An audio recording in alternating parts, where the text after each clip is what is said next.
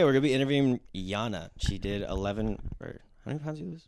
In 14 days, you lost 11 pounds, right? In 14? Something crazy. It was 3 weeks in total. Was 20? It was 25. Okay, I can't do really that math, but it was 125, 15 Whatever. pounds. The post I did was 11 pounds in 14 days Okay, because the you did post an you did, aggressive yes, cut. Yeah, yes. she did an aggressive cut. Everyone asked how she did it, so we have a lot of questions for her overall experience I have doing a lot it of and working together. Answers. Okay, number one. What was the difference between an aggressive cut versus a normal deficit? The word, explains it itself. Yeah. I was on a calorie deficit, but it was just aggressive calorie deficit. Did you lose any muscle? No, because I was focusing a lot on a protein. And you trained really hard. I trained really hard, even though sometimes it would be hard. Especially when I get to like my cycle, I would get tired. So I would be like, I would take. That's actually number one question is if you kept your cycle. Yes, I did. And honestly, it kind of got better with my cycle because I used to have a really bad hormonal acne, and somehow after that, because I also added a lot of fish oil and Yeah, omega-3 specifically fats. omega-3. Yeah, I added a lot of omega-3s, and that really helped me. Yeah, with her, I had a constant reminder to get her protein in, omega-3s in. Because omega-3, a lot of girls don't get their fats in when they're in aggressive cut because they think fats are so calorically Bad dense. for you, yes. Yeah. They're so scared of fats. Your omega-3 to omega-6 fat ratio is really key in regulating hormones. The average American has a 1 to 20 ratio, and that's why everyone's afraid of seed oils because seed oils have a lot of omega-6, not a lot of omega-3. So if you have a balanced diet, it'd be omega-3 to omega-6. You need to have a 1 to 4 ratio or a 1 to 1 ratio. That's the goal you want to have. With you, since you're blasting so much omega-3, if you cooked anything, you'd have a 1 to 1 ratio. So that's what we harped on a lot. And then obviously get your protein in because you're in that steep of a deficit. You should be having 1 gram of protein, not the 0.7 to 1 gram, because it is so severe of a deficit. You just have to really harp on that. And we basically had no carbs. So Yeah, that's literally what happened. yeah, it's just the essentials. You can nickname the aggressive diet the way she did it. It's just the essential diet. I do want to get over a lot of things that I was seeing in response. Was a lot of people saw your video that I posted and they said, I want to do what she did for 2 weeks and then go right back to what I was doing before. You know what's funny? A lot of people like the same thing. So that is not the mindset you should have. If you want to lose the fat and you go back to the habits you were doing before, you would actually gain the weight back because that's the exact habits that your body was for. You adapt the habits the body you have. If that makes any sense. Because if you eat, okay, say your maintenance is 2,000 calories, you do an aggressive cut, super low calories, you lose a crap load of weight right away. You go right back to 2K calories, you're going to gain the weight back because your maintenance calories changed a lot. Like you said 20 pounds or something crazy. Yeah. So you're 20 pounds lighter. So you're not burning as many calories. You're not carrying 20 pounds on your body. So you're someone, like say for example, me versus you. I'm 205 pounds. I can eat substantially more calories than you because I am double your weight. You're burning more calories. You have more muscles as well. Yeah, so like when people think, oh, if you do an extreme deficit, you'll go in starvation mode, you disprove that completely because you ate super low calorie, lost weight the whole time. It wasn't. The number one thing I'm seeing on social media is if you eat 1,200 calories as a girl or a guy, you'll stop losing weight because your body will adapt to it because you're in starvation mode. I heard that. I heard that if you're going to constantly eat the same amount of calories, your body going to stop losing fat. Okay, that could be the case. Depends on the deficit. If you're like in a 200 calorie deficit and you lose, say that's 5 pounds, you could have that as your new maintenance and you have to lower the calories again. So your metabolic rate's not crashing. You're succeeding. You lost the weight. So you would cut the calories back again. Yeah, because your new maintenance levels was your deficit. Okay. Which sucks to hear for everyone, but that's just the harsh reality. You can't eat like you're a 200-pound person anymore if you want to be 150 pounds. Which a lot of people will lie and be like, you have to do intermittent fasting, you got to do low carb, restrict insulin, all that stuff. It's genuinely just mostly body weight. So you didn't crash your metabolism, you just crushed it. And then you went right back to maintenance. And now we're doing our lean bulking series, obviously, where you're in your first official bulk. And I stayed on that way for about 2 weeks before we started the bulking season. Yeah, you maintained for a bit. I'm maintaining for kind of reverse dieted. Yeah. Do you want to explain what reverse dieting is, or you want me to do it? So reverse dieting, a lot of girls I see specifically, they talk about after they get in a deficit, they reverse diet. And I think there's 2 ways you can approach it. I do the latter, which will be the second option, but depends how lean you were. Like, you didn't get show ready lean. So there's no need to do a proper reverse. A proper reverse is every week you increase your caloric intake by like 50 calories or 100 calories until you get your maintenance. So you don't balloon up and gain a lot of water weight. But if you're not super lean, your body's not going to hold to a bunch of water retention because it's not in like a fight or flight, high cortisol state. You're just kind of healthy. So I personally did like 1,200 calories and I went right back to 3,500 calories after. So I was in a 2,300 calorie deficit and I went right back to my maintenance. Did you stop your cut? Are you still cutting? No, like in theory in the past. Okay. I was like, what? Yeah. So let's say daily I eat 3,800 calories. Since I lose 10 to 20 pounds when I cut, I would go to 3,500 calories. And I would just stay there. And I don't mind if I overshoot it because I don't think it's the end of the world if I gain like a pound. I'd be like, just lower another 100 calories. And that's simply reverse dieting. Or you can take the long route where every week you increase your caloric intake by 50 to 100 calories. But the nuance on that is you're still in a deficit. So if you do a 6-week reverse diet, you're in a deficit for an additional 6 weeks. So it's up to you. How do you choose it? You went pretty normal. Like, you kind of just ate normal back.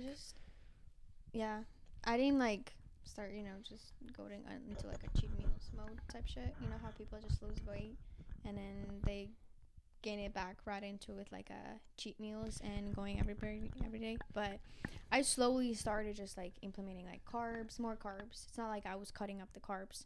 I just slowly started putting more carbs into my plate. Just more food in general. Yeah, you also don't have a crazy sweet tooth. Like, you like chocolate, but I love me a dark chocolate. yeah, but you're not crazy on the sweet tooth. Because I've had clients in the past where it's really hard to adhere to the diet after.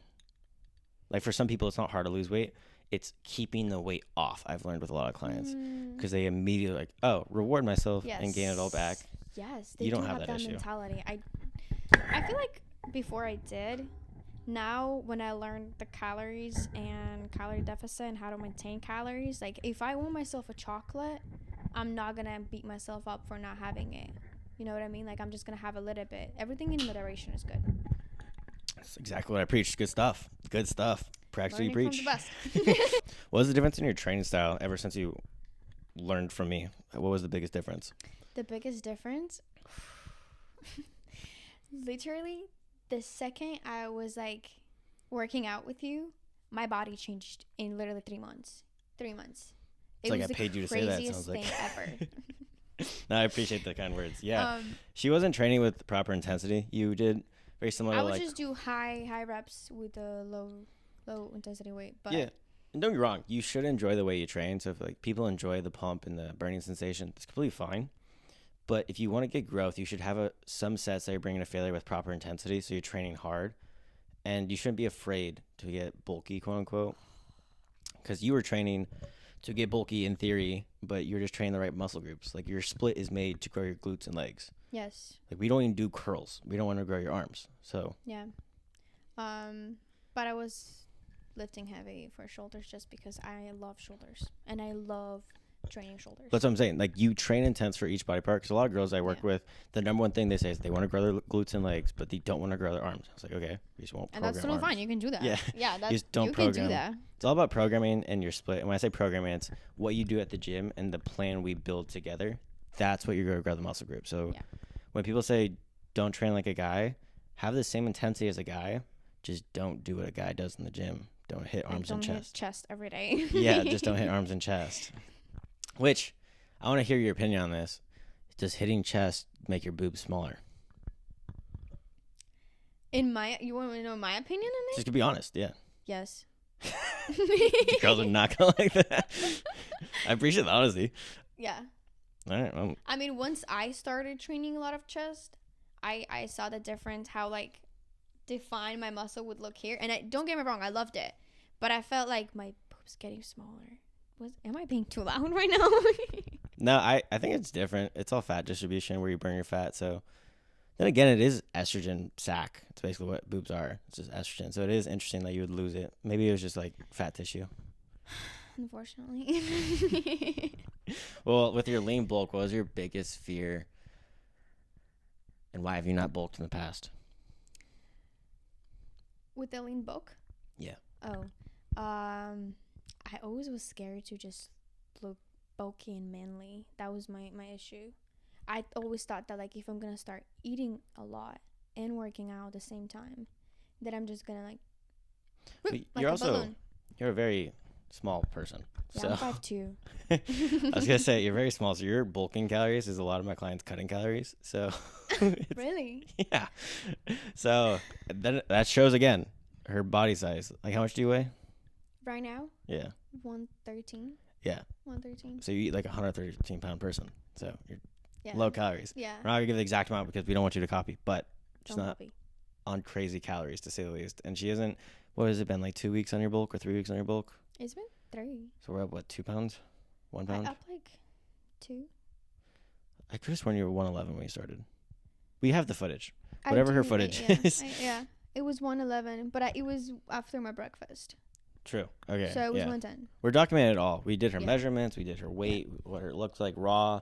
And then, unfortunately, she has a pump in her before picture. So she's going to pump in the after as well. So it's honest. But because after we hit glutes together at the gym, what would your biggest piece of advice for girls that are trying to stay to a calorie deficit and do what you did? Also, give the cons of an aggressive deficit because everyone thinks it is all sunshine and rainbows. It's hard as fuck. I was hungry. Yeah, it's not enjoyable. Okay. I want to put in was perspective. hungry and tired and mad at world, but it was great. I enjoyed the journey. Yeah, I don't let a lot of people do aggressive cuts. The amount of people that came from your post asking to do aggressive cut was astronomical, and I think only 1 or 2 of them. Don't think that people that just coming into the like beginners can ever do that. Yeah. No, like I agree that maybe some 1 or 2 people could mentally, but you have to be prepared for it, to be honest. Like the discipline that you have to have in order for you to get where you want to be is big. So I had to like train myself to do that. Yeah, I think that post, I think I messed up as a content creator a little bit because I think that post had over 1,000 people reply to work with me, and I would say over 600 of them were asking that exact question: can I do this for 2 weeks and then go right back to normal? And that made me so sad because that's what most of like the scam coaches do.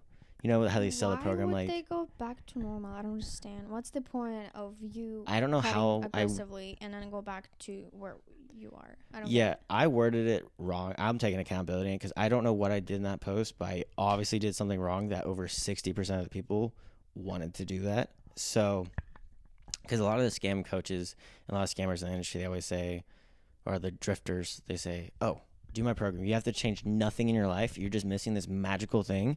I never want to come across that way at all. You should prioritize your health. You shouldn't do a 180 in your life. That's my whole philosophy. Like, fitness shouldn't be your life. Fitness should be a tool in your life to excel yourself so you can live your life rather than just like existing. Does that make sense?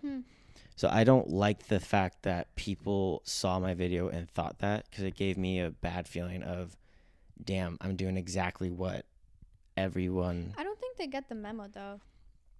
I did something wrong though. Honest. It's not that. I don't think they get the memo of that was my aggressive cut. You know what I mean? Yeah. That is not for everybody, and it's not something that everybody should do. You know what I mean? Yeah, I definitely should have worded it differently though. I should have been like, oh, now she's doing a normal deficit. This is not recommended. This is not what most people do. I just kind of posted it. Fix it. Yeah, I just did that to disprove the starvation mode because a lot of people, they're too afraid to lower their calories because they're afraid they're going to starvation mode and they'll lose weight, which is just not the case. It doesn't exist. Starvation, anorexia wouldn't exist. World hunger wouldn't exist. Just think about it logically. When in history has there been no food and people miraculously stop gaining weight or stop losing weight? It's never happened. Just historically speaking, when there was no food, people were dying from malnourishment. Yeah. Wasn't like your body goes, we're in survival mode. We're going to stop losing weight. It just doesn't make sense. That's true. The myth has come because people have been in a caloric deficit and they stopped losing weight and they just did not realize they succeeded. They're at the new body weight that they dreamed of. Now they're eating at the caloric intake of whatever weight they're at. And or just like maintaining. Yeah, so now they're at maintenance. Yeah. And they think they went into starvation mode because truly the science as well is when you're losing fat, fat holds leptin, the hormone that makes you feel full. So naturally, when you're losing fat, there's going to be slight hunger no matter what the deficit is, because you are losing fat, which is the thing that makes you feel full. The idea of like the hunger. People think that like if I'm hungry, I'm starving myself. That's okay to be hungry. Slight hunger. Slight hunger. Yeah. Of course, you don't have to always be full. Mm-hmm. You know what I mean? You don't always have to just. You get a lot of hate for saying that. That's okay. Skinny talk always says it's not skinny talk. I'm just being for real. No, I agree. Me personally, I feel like I cooperate with my life better when I'm not completely full. You know what I mean? Sometimes it's like if I have a very big meal, I just feel so full and I don't do anything. Like my life is just like on a path. Yeah, depends on the person too, because the science behind fasting, where people always say they like to be in a fasted state. I'm not talking about fasting. No, I know, but a lot of people say they skip breakfast because of mental clarity and stuff like that. Like intermittent fasting type stuff? Yeah. Okay. And it's because when you're in a fasted state, your cortisol is higher. So you're in a fight or flight state, making your body in a survival mode where you're more alert. Mm-hmm. But in reality, your stress hormones being skyrocketed, which everyone's always so afraid of their cortisol levels when it's ironically you're fasting and you're spiking it. Your body doesn't like to be in a hunger state. It doesn't enjoy it. So having slight hunger is completely fine because you're in a deficit, but literally eliminating food causes a cortisol spike. Like if you do like 23 hours on and 1 hour on, like a lot of intermittent fasting people, that one girl you always send me, that doctor girl, Yeah. she's a chiropractor. Go figure. Is she really though? I gotta go check. I looked it up.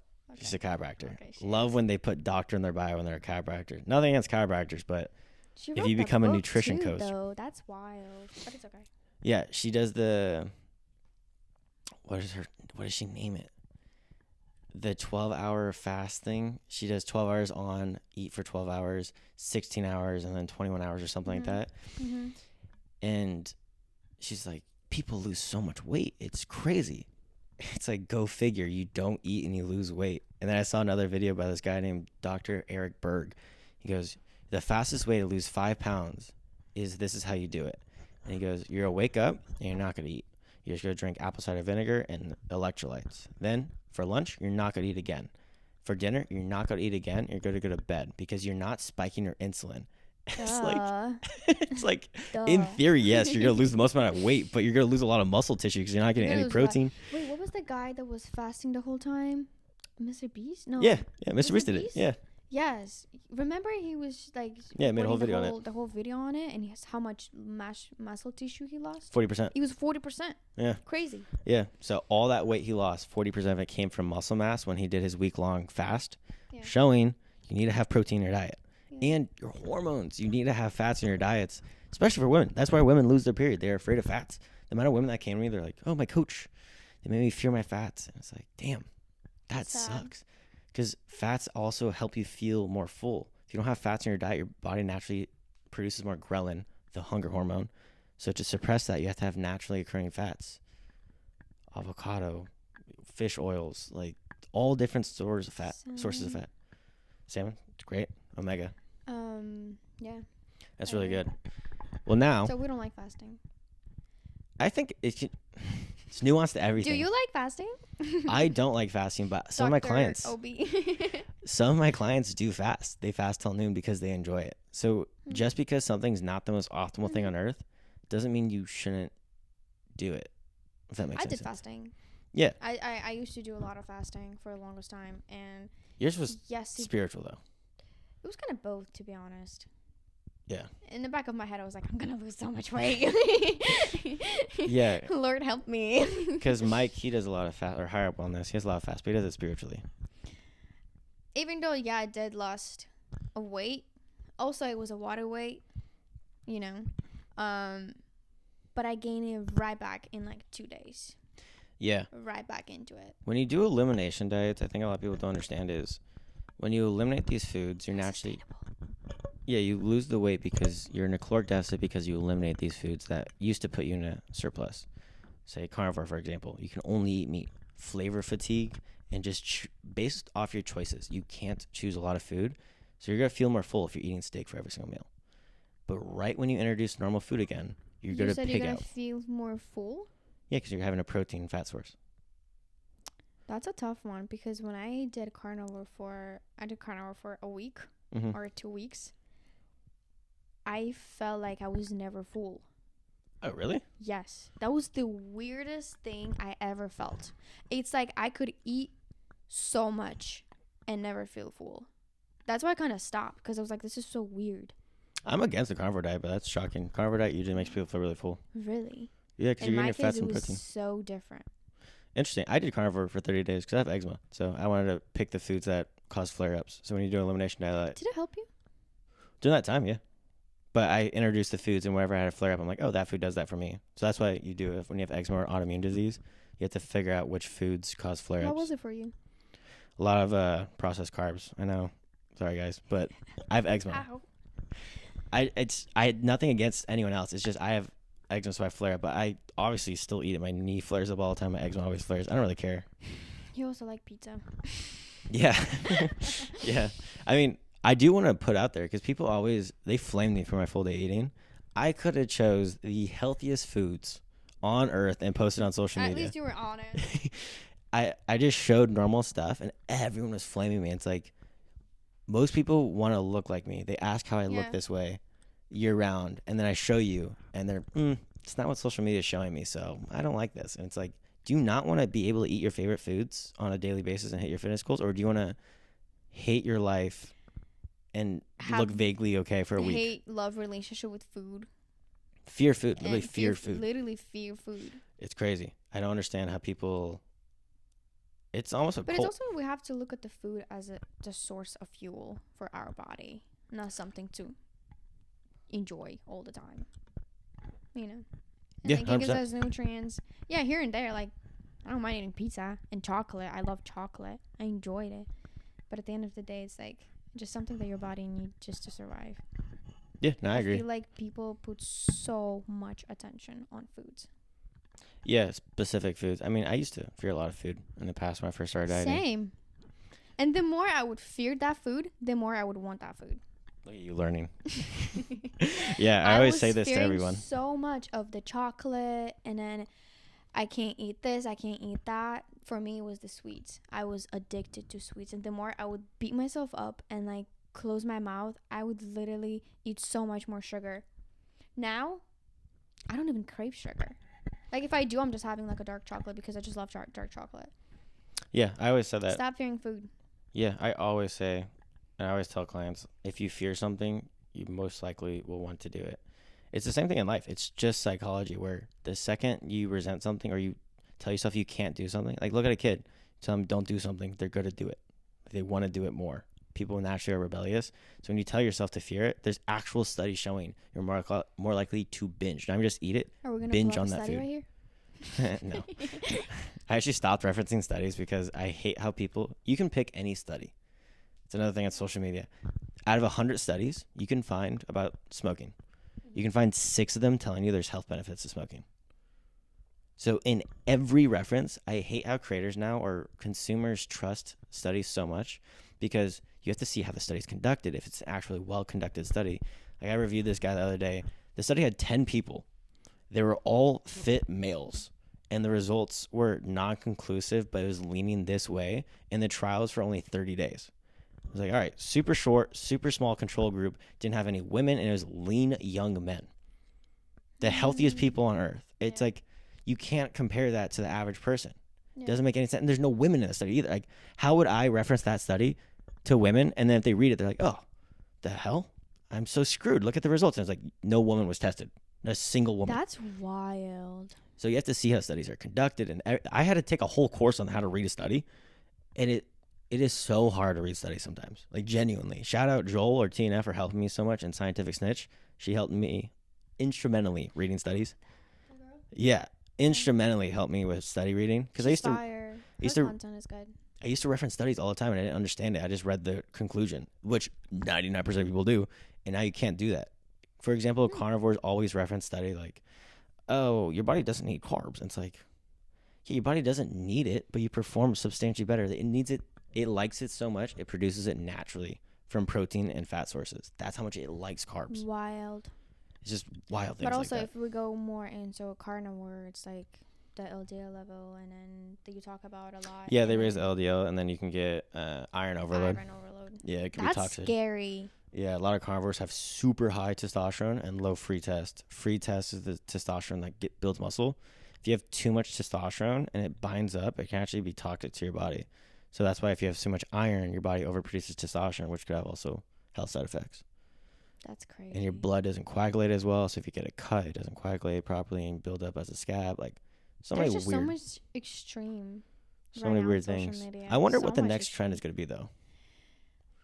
Because right now I feel like carnivore is kind of going down. I think sugar. Sugar, I think the all sugar diet's popping off right now. I think I'm noticing that. like just only sugar, or what's up with that? Yeah, you're hearing it now. I think the next trend after carnivore is the all sugar diet. That is absolutely insane. I'm not kidding. There's a lot of people referencing Just studies. eating sugar. The studies are That super will- new, so it's hard to conclude, but some of it produces this thing called FN1 or something like that. And it boosts your metabolic rate. What? Yeah. It's actually the study I was telling you. It was like 10 people in it, and they're all young, healthy males, and they had very low protein. They had the basic minimum amount of protein, so like 70 grams of protein for like 200-pound person, Mm-hmm. whatever the FDA recommends, and their metabolic rate was substantially higher when they only had sugar. And I unfortunately can't find any ways to debunk this study right now, Mm-hmm. but I think that's going to be the next fad. That's absolutely crazy. By no means am I telling you guys to do an all-sugar diet, but Please I'm don't saying do I think that. that's the next trend. I'm predicting it right now. It is Today's what? June. June 4th. From 6 months from now, you're going to hear some sugar diets. Watch. What helped you most adhere to your caloric deficit, and what was your biggest tip for them to keep the muscle on? Because that's what a lot of girls are afraid to do. Keep the muscle on. Well, on a steep deficit, or just on a deficit in general. I think we spoke about it. It's the protein, and lift heavy. When you That's say the lift main heavy, thing. what do When you I mean by say- that? When I say lift heavy, I'm saying like keep how do you say it? 2 to 5 reps in reserve. So like, for example, if I do hip thrust, I do 3 plates. If I do it for 5 reps, in my mind I'm like, okay, next time I'm doing hip thrust, I can go heavier because substantially I can do for 3 reps. You know. Yeah, I was hoping you were going to say exercise selection was really key too. Hmm? Exercise selection. Fact. For when you're trying to grow your glutes specifically, there's a lot of glutes specifically. exercises that grow your legs but not your glutes, and then some grow your glutes specifically. So So yeah, watch out Some for girls- that. some girls want to have just the bubble butt and small legs, and then some girls want to grow their legs and their glutes. So it's a lot of things you should, if you work with a coach or you work with me or work with anyone, you have to really say your goals, because that's going to affect the program a lot. Yeah. I mean, my goal was mostly to have a big butt. I mean, ours right now Start is the legs. super high frequency. We're doing like exact literature with you. We're following the literature pretty aggressively, Yeah, we do which that. I don't do a lot with a lot of clients. I make sure it's enjoyable. With yours, we're pretty optimal, pretty dialed in with the I'm studies. enjoying it. No, it's That's good. all I gotta say. I'm enjoying it. I'm enjoying every step of it, and I love it. Yeah, but usually I'm not as optimal because I'm a big believer of the best play is the one that you will do, which is the one that you like the most. But you like it either way. Like you're love already committed. I So a lot love of people come to me, they've never trained before, they've never liked fitness before, and they have no idea what they're doing. We're going pretty basic with them. Like we're not going to do the optimal stuff because that stuff hurts more. You have to have pretty good form, injury Yeah. prevention. That's very important one though. Like, yeah, you can go heavy as much as you can, but at the same time, if you don't do the right form, there's no reason for that. You're just injuring yourself. Like, Facts. especially with RDLs, you can go heavy, but you're gonna mess up your back, lower back. Like even with my clients, when I was working out with some clients, they would pick up like 30 pounds for RDLs, and it just goes so low, and their back is just not straight. And I'm like, oh, that hurt my soul. You Yeah. know what I mean? So like, learn the form. It's okay. Like it's okay if it's gonna take you like a month out of your like a routine, whatever that you're making. Learn the proper form. Well, not even just that. Like RDLs, for example, you can do hamstring dominant or glute dominant RDLs, stiff leg RDLs versus normal RDLs.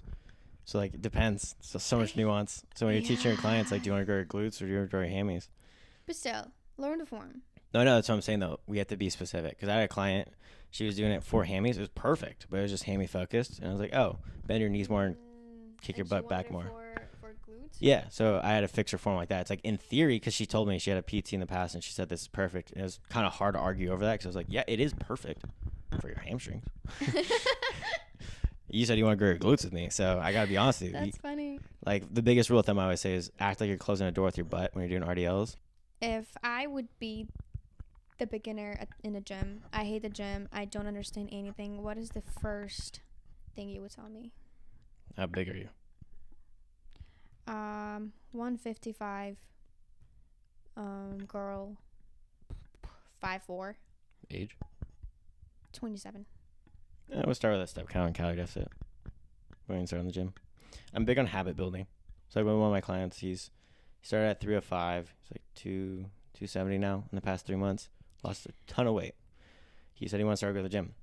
I gave him a body weight thing because I don't want him to push too hard because obviously he's a bigger guy. So we're not going to do crazy things on his joints. He couldn't adhere to the habits. He wasn't working out at home. So he thought buying a gym membership would make him work out. And I was like, no, we're building the habits. He has his daily step count he always hits. He's always in his caloric deficit. So we have those habits built. Those are nailed. The next step for him is to start building a habit of exercising. So every single Monday, Wednesday, Friday, I'm making him do body weight stuff. And he's been consistent for 1 week. So I said we can start going to the gym if you do that for 3 weeks straight. So like with her, we'd build the habit of caloric deficit, daily movement, and then if she can adhere to that, we would add workouts. Yeah, that's a lifestyle. Like, I see a lot of girls just aiming for the results. Like, a lot of girls text me and they're like, I just want this and that's it. Stop aiming for the results. Stop it. Like, the idea of like, I just want that. No. It's the journey that you have to be on. It's the lifestyle that you're changing. It's the habits. It's like you're completely transforming your life. And you need to start falling in love in the journey, not in just the results that you want to get. Yeah, there's putting a pedestal like I want to be like this. There's a video. But never like how am I becoming that, and like how can I do that, and like just learning, you know. Yeah, this girl posted a video that I wish I knew her name. Shout out to her if she recognizes it. She said, if I put you in the body of your dream person body, like if I put you in there right now, would you be able to maintain that? And the answer would be no, because you don't have the habits to maintain that. Yes. So I was like, damn, it's a good perspective to have. So good. That's so good. And that's what I'm saying. Like, you have to fall in love with the journey. Yeah, that's unfortunate. A lot of people don't want to hear that because they want to hear the quick result, but truly, that's the case. Cause I'm sorry, but if you take Ozempic, for example, they'll get the Ozempic butt and all that things because they're just not eating. They're still not getting their protein, their micronutrients. They're not training properly, all these things. So they're just going to lose weight. Yeah, they're just going to lose weight. Yeah. And they're going to get that weird... Nothing against those Ozempic people. If you take it for prescription, you're fine. If you need it, you need it, you know? But you get that weird, like, skinny fat look. You're losing weight, but you're losing a lot of muscle, too. So, habits first, results come second. Yes, and for all my girlies out there, don't be scared to building muscles, please. Don't be scared of building muscle. It is the best thing you can do for yourself, for your health, and for your body. Even if you look at like scientific, whatever, science, whatever, you will lose more fat, which is calories, by building more muscles, because the fat that you have, So how do you explain that? Because I'm trying to explain. I know what you're trying to say. I was going to try to give you your spot. It's there. So you can, the calories is, wait. Muscle burns more than fat. Yes. So 1 gram of muscle will burn like 6 calories energy, right? I don't know the exact science on it. It's like 6, and then fat is like 2. So yeah, the more muscles you have, the more calories you're gonna burn by just living, not even going to the gym. Yeah, that's why you can never guess your metabolic rate or your caloric intake. Everyone was like, "What's my maintenance?" It's like, we gotta guess for a little bit. We gotta play around the number because I don't know your body fat distribution. I don't know what your body fat percentage is, how much lean tissue you actually have on, what's your daily activity level, how your body responds to activity level. Because if you have more muscle, you burn more calories, your muscles flexing more, and you also get more resistant to diabetes. Yeah. Muscle mass just is one of the deters. Number one deters of diabetes. What is it called? TDEE pyramid, right? Oh, Where yeah. You can see like well, that was crazy when I looked into it. Mind blowing that in reality, 5 to 10% of the full ratio of like losing weight, the only 5 to 10% is exercise. Yeah, that's And why exercise should be enjoyment. People only think that cardio, that's it. I will lose all the fat by just doing cardio. Yeah, I can agree more. Can you break that for us? Yeah, 70% is your BMR. Basically, you could be in a coma and you burn those calories, and then you burn it from thermic effect of food. So you just digesting your food, you burn more calories. And then NEAT is non-exercise activity. So you pacing around, you fidgeting, you blinking, you taking out the trash, you burn more calories from that. I wish I had like a ADHD. Yeah, I used to so much calories. I've been working on this, but I always do this. My leg. When I was working at the office, I would do that. Yeah, so those things, and then I will say you can skew it because obviously like marathon runners, they burn like 6,000 calories and stuff like that. But for the general person, 100%. So you should view exercise as fun and for the health benefits, and your diet comes from the fat loss. That's how you should view it. Yeah. Yeah. Thanks for tuning in, y'all. Comment, like, subscribe. Yeah, please comment questions. We're gonna do this hopefully bi-weekly. We need more questions. Yeah. It was nice having this great conversation with you. Thank you.